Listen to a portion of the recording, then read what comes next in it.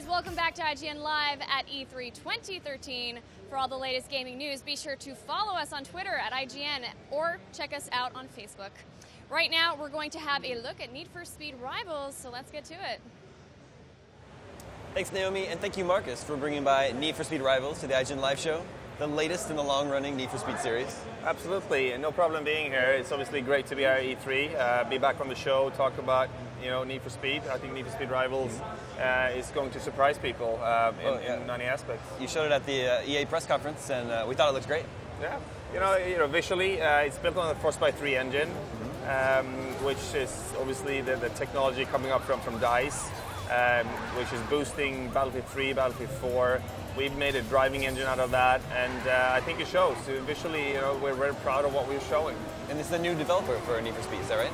Exactly. About 2 years ago, I worked for DICE, and I set up Ghost Games, which is now the studio that makes Need for Speed. And since those 2 years, we've been working on Rivals. So what's new? What can fans expect to see on Rivals? As you can imagine from the name of Need for Speed Rivals, it's about the kind of ultimate rivalry between cops and racers. I really, I love the games that are, the Need for Speed games that are with cops and racers. There's some really good element of energy in that, and you can see that's really what's been running on this screen already. There's a racer here in some kind of pursuit. Actually, he's taking out a cop, so it's all about that rivalry, taking it deep. There are two different careers in this. You can play through this game as a racer, and you can play through as a cop. You can change it at any time.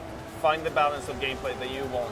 We should know this is the PlayStation 4 version, right? That we're watching right now. Yeah. So this is running on technology that is absolutely next generation, The world that we're driving in is absolutely massive. And you can also see that it has the DNAs from Need for Speed, really. Fast cars. And you can also see on the screen now there's a Ferrari. For the first time in 7 years, we have Ferrari back in the game. Nice. Something I'm particularly proud of because I love Ferraris. So I was a big fan of Need for Speed Hot Pursuits. Will Rivals sort of remind me of that? It will. It will, from the sense that you have cops and racers. You have pursuit tech. You can see some of that right there. The EMP, the spike strips. Yep. But this is really taking a much more next-gen step, I would imagine, or I would like to say, introducing a feature that we call All Drive, which is really a way for us to destroy the line between playing single-player, co-op, and multiplayer. The way that works is imagine that you're playing Rivals. And then you're playing your single player in the single player race that you potentially see on this screen right here. And then I join the game and we're friends. I'm being put into your game, and I'm also playing single player. We don't have to meet in this world. We can play single player all day long, and we can go out, have dinner, whatever. But if we do meet, we have some interesting stuff happening, because then obviously all of a sudden you have two races kind of collide.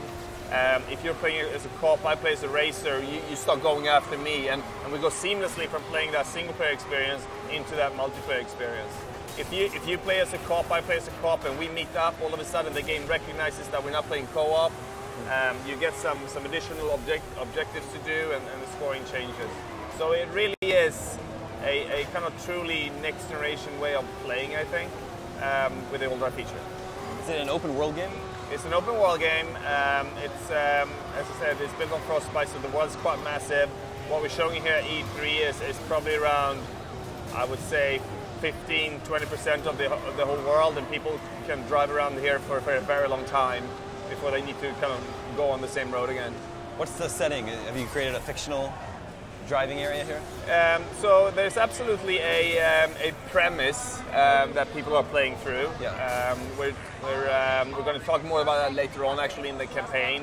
But there's a really big motivator for us to play through this game. The important thing for me to get across is that Need for Speed is a game that you can easily play offline, non-connected.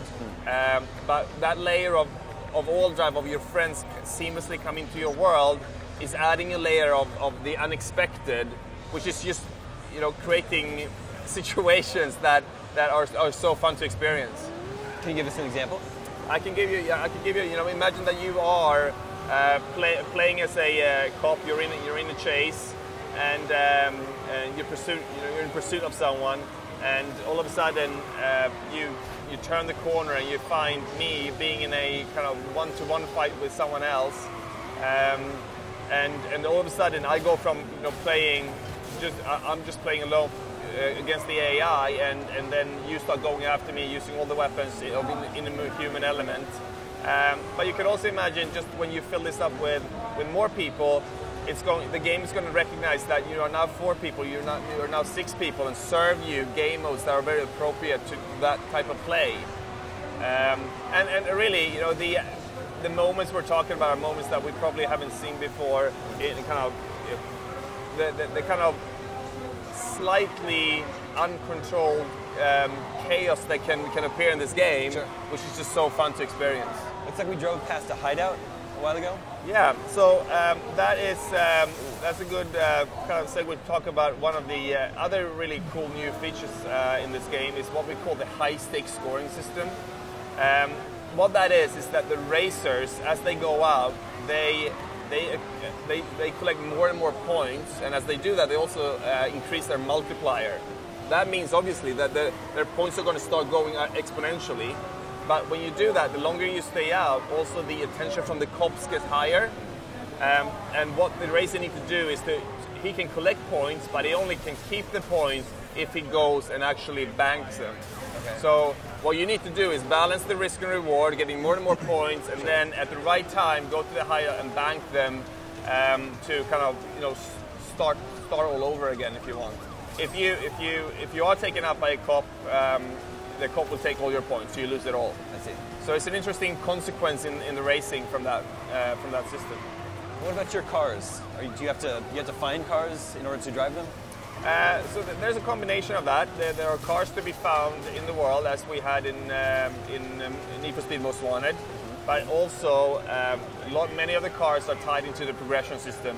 So you actually have to achieve something to get to the cars. The same goes for the pursuit tech. You unlock the technology, you can upgrade the technology when it comes to the power of the technology, the time it takes to deploy the technology. So there's a really sophisticated progression system throughout the game to always keep you motivated what to do.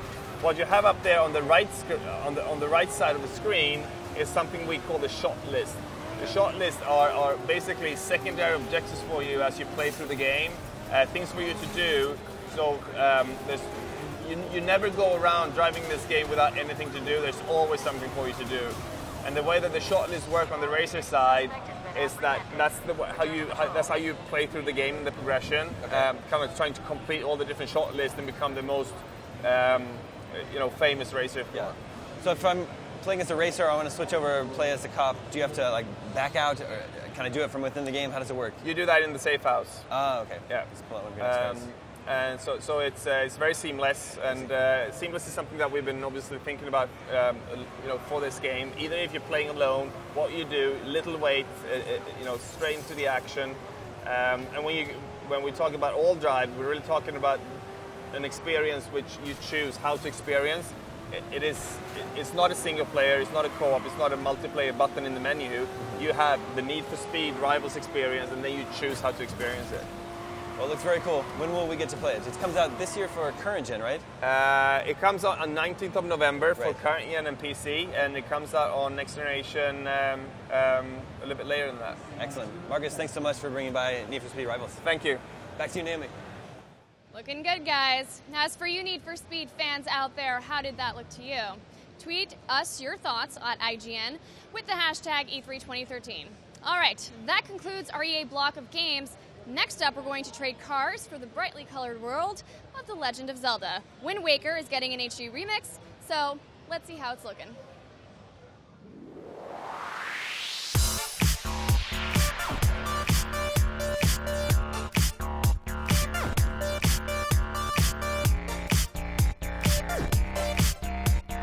Top of the skyscraper, guys, on top of the skyscraper.